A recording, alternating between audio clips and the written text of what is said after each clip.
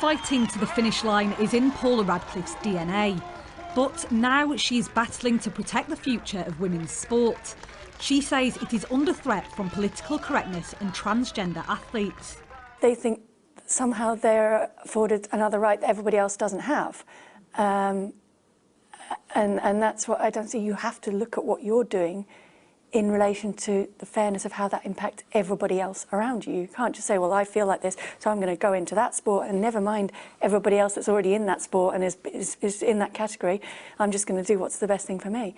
I think that's a kind of selfish way to look at it. Other former athletes have also spoken out. Martina Navratilova, Holmes and Sharron Davies have aired their views and since received abusive messages online. It's very dangerous because there are vulnerable athletes out there who can't make that distinction between what's reality and what's not, and what somebody really truthfully stands by and what somebody's just been a troll. Radcliffe is speaking out now because she is worried about the possible fallout from a legal hearing involving Olympic champion Caster Semenya. Semenya is not transgender, but some believe she's so dominant because of a condition she has called differences in sexual development. That means she has naturally higher levels of testosterone. Athletics governing body, the IAAF, want her to take hormone-suppressing medication. But Semenya has appealed the decision, with the verdict expected next week. It could also affect Semenya's closest rival, Francine Niyonsaba. The Burundi runner won silver behind her at the Rio Olympics, but revealed this week that she also has the same condition.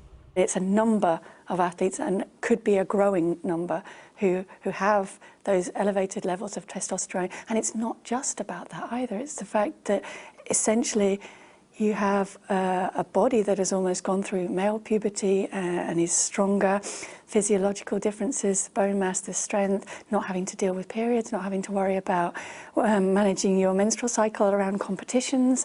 Radcliffe believes other sporting federations will be watching the outcome of the Semenya case closely.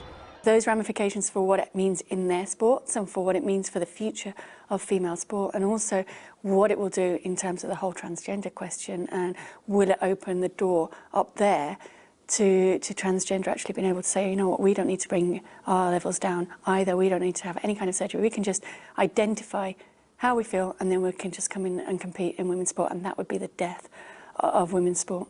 Martha Kellner, Sky News.